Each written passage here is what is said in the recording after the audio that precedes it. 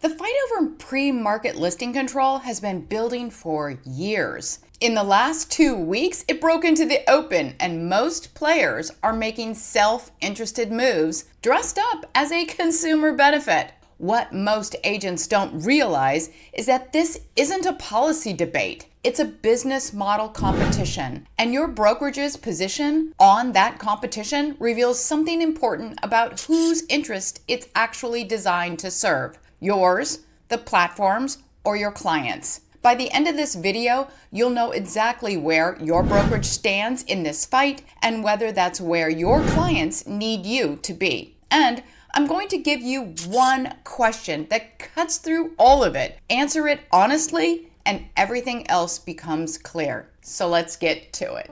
What the pre-market fight is actually about. For most of real estate history, listings went to the MLS. The MLS put them in front of every buyer's agent simultaneously. That system wasn't perfect, but it was neutral.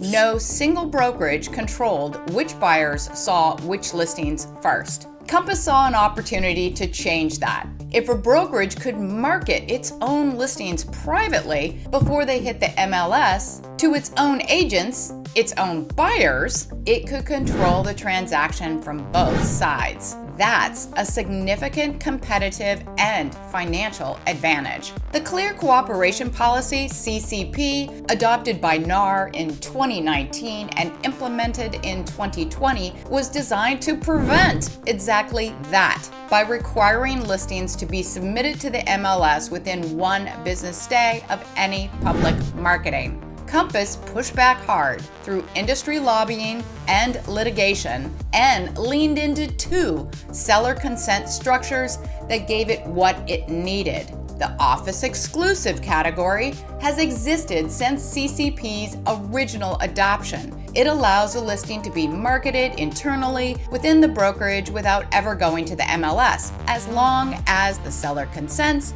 and the agent doesn't market it publicly. The delayed marketing exemption came in later. In March 2025, NAR introduced it industry-wide as part of its multiple listing options for sellers policy, allowing sellers to request their listing be withheld from public MLS exposure for a defined period. Compass's years of pressure was one driver of this policy shift. But the exemption went to every brokerage in the country, not to Compass alone. Compass built its private listing network on those 2 structures. The framing was seller's choice. The strategic result was a brokerage that could compete for both sides of the transaction, buyer and seller, inside its own walls. But there was a structural tension in that model from the start, and it was always going to come to a head. Hey, if this video is helping you at all, please subscribe so you don't miss our coverage as this story keeps developing. The move that triggered everything. The office exclusive only works as a compliance structure if listings stay genuinely internal. The moment a brokerage publicly advertises the existence of its private listing pool, telling sellers and buyers that hiring a Compass agent gives them access to listings others can't see, the internal-only justification starts to break down.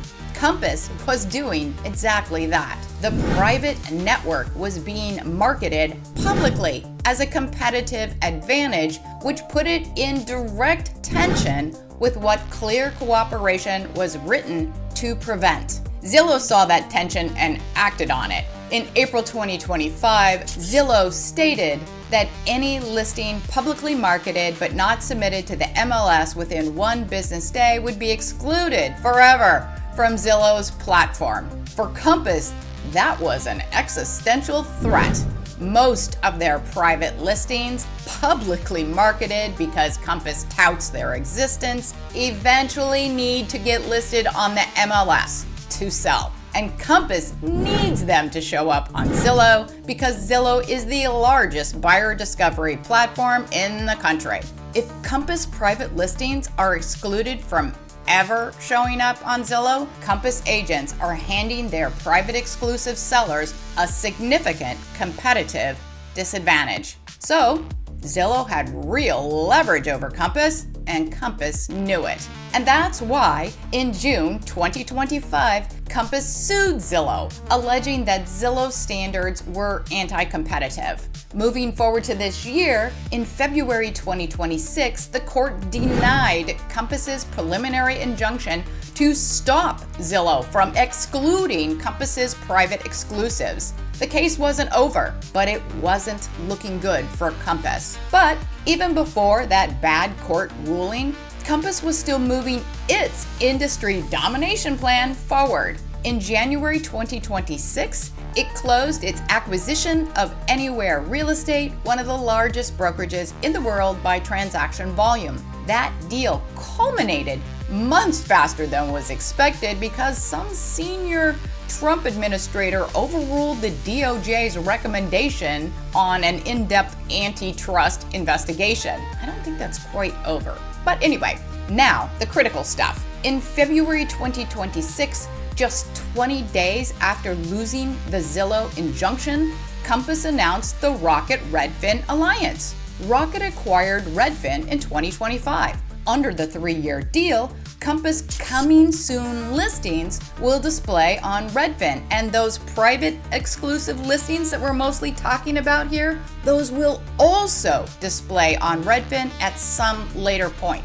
Another side point, I'm hearing that Compass agents, at least the high-end luxury specialists, are not loving that their luxury listings will be shown on Redfin, not known as a luxury site. So there's that. Anyway, back to the Compass Rocket deal. That partnership also connects Rocket mortgage brokers with Compass agents and offers rate incentives to buyers working with Compass agents. It seems Compass isn't just aiming for a listing display arrangement. It seems Compass wants more. A home ownership platform controlling customer searches, Compass agents hired from that, and mortgages used for the transaction. Side point, don't be surprised if the Rocket mortgage deal later gets flagged for RESPA violations. Compass is very good at pushing legal limits. But then, after the Redfin displaying listing deal, something more significant happened. Zillow understood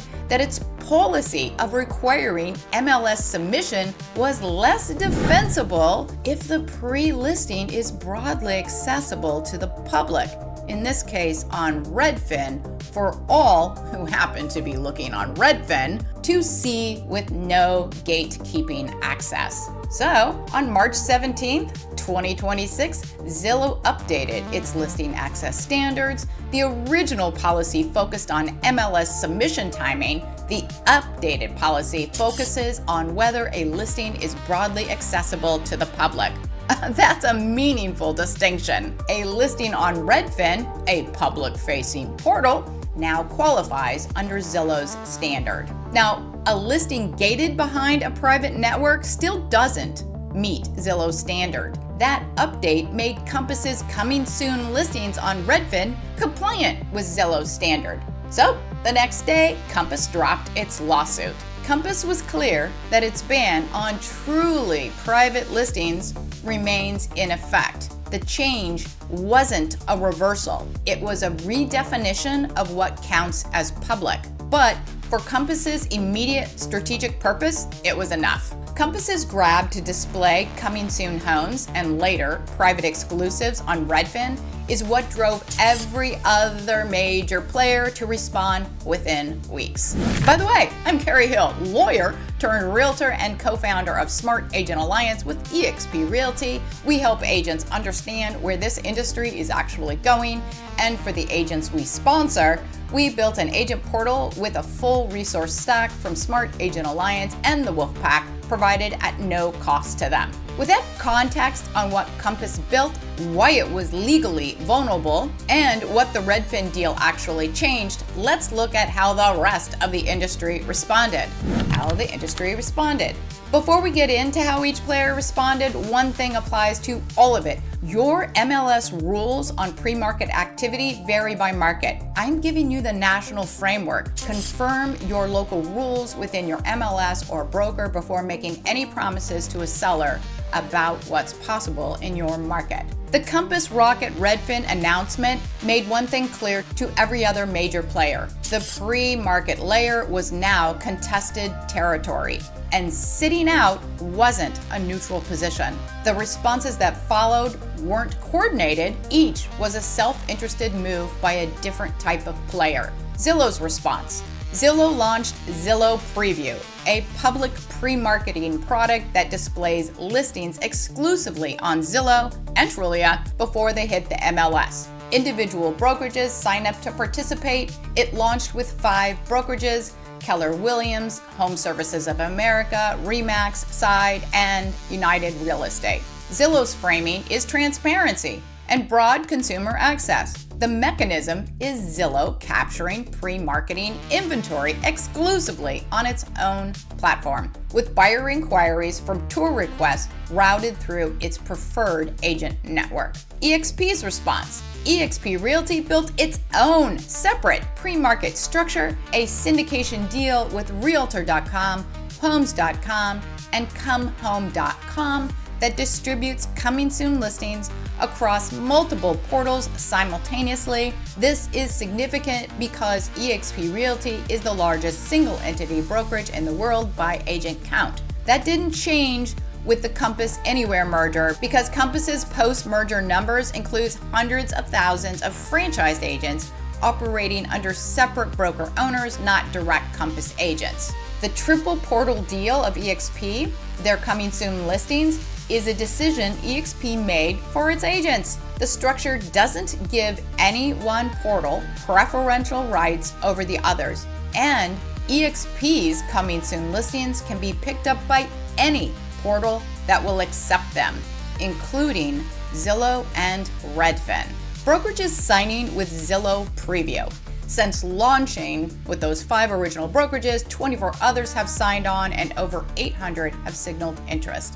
All are making self-interested calculations. Zillow has consumer traffic, and being on Zillow during the pre-market window is better than not being there. That's a defensible business decision. It's also a decision to feed pre-market inventory into a platform that captures the buyer lead and schedules tour requests. Agents at brokerages that haven't signed with Zillow Preview and aren't at a brokerage with its own pre-market structure, well, they're largely without a syndicated pre-market option right now. The questions agents aren't asking. Every player in this fight has a public-facing narrative about why its approach is best for consumers. Compass talks about seller choice and private marketing. Zillow talks about transparency and broad access. eXp talks about reach and equal distribution. No exclusive portal, any platform can carry the feed on equal terms. Notice that eXp Realty's position is the only one in this fight where the brokerage isn't capturing something for itself in the mechanism. Compass captures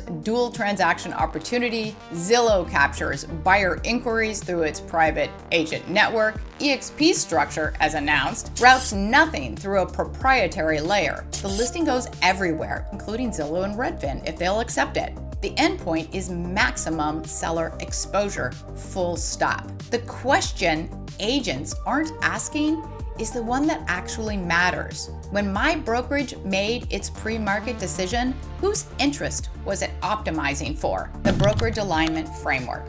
The seller's interest question. Where does your pre-market listing actually go, and who sees it? One platform exclusively, multiple portals, or private within the brokerage network. A seller who doesn't get full exposure pays for that with their sales price. The conflict of interest question. What does your brokerage gain from its pre-market structure? Traffic, data, or dual transaction opportunity? If your brokerage's gain comes at your seller's expense, that's not a trade-off your seller agreed to make. The integrity question. If you had to explain to your seller exactly how their listing moves through your brokerage's pre-market structure, where it goes, who controls it, and what your brokerage gets from it, would you be comfortable with that conversation? That question actually answers the other two for you. The pre-market listing fight isn't going to resolve quickly. Every major player has too much at stake. The question is whether your brokerage's position matches the way you want to represent your sellers. If you want to know more about how NAR Membership is declining and what that might mean for you? Watch this video next. Thank you for watching and have a great day.